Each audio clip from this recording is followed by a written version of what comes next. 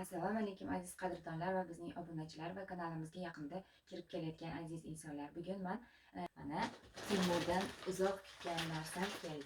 Mana buni ichida 150 yevro oilaviy buyurtmalarimiz bor. Bular bilan sizlarni tanishtirib, ham sizlarga bo'lishmoqchiman. Endi boshlaymiz. Mana bu buyurtmalar mana shunaqa holatda keladi. Sizda qanday holatda kelgan? Hammasi bitta bo'lib keldi.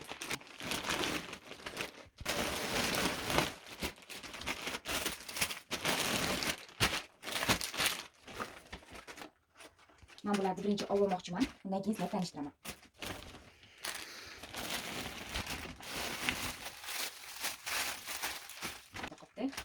Mana bo'shadi. Notekis oldim. O'tdiki. Mana deydi. Bozor qo'yilgan rastalardan bo'ldi. Mana nima bo'lganini farzandlarim uchun mana bunaqa cho'miltirayotganda qulog'iga suv kirmasligi uchun olingan narsalar bo'ldi. Hamma ona uchun bu narsa juda ham muhim deb o'ylayman. Sovuqdan himoya qilish uchun olgan narsalarimni boshqa joyga qo'yaman. Bu mana yumshoqligim uchun ikki xil shapka. Bittasini ochib ko'raman. Juda ham yumshoqqina ekan. Ichida nachosi bor. O'zbekistonda shu shapka qancha turadi? Mana bu shapka yana. Buyurtma qilishga qilibman, lekin buni nima ekanligini hali o'zim ham bilmayapman. Qani, sizlar bilan birga ochamiz. Bu nima ekan? Bu devor uchun. Mana bunaqa. Mana.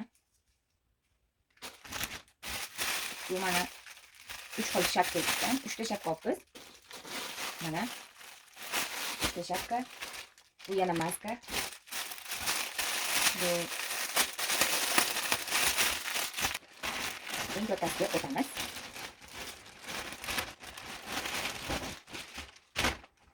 Mana. Bu mana eski paytlarda kiyardik, o'qish paytida velvet deyardik. O'sha velvetdan men turmush o'rtog'im uchun mana bunaqa jaket, pidjak, mana ichi nachosli ekan. Hozir buni endi narxini nimada ayta olmayman, chunki uni ichida zakaz qilganlar telefonda saqlanadi. Shuning uchun sizlarga qanchaligini ayta olmayman, lekin hammasi bo'lib 150 so'mda vitaminlarning narsalari.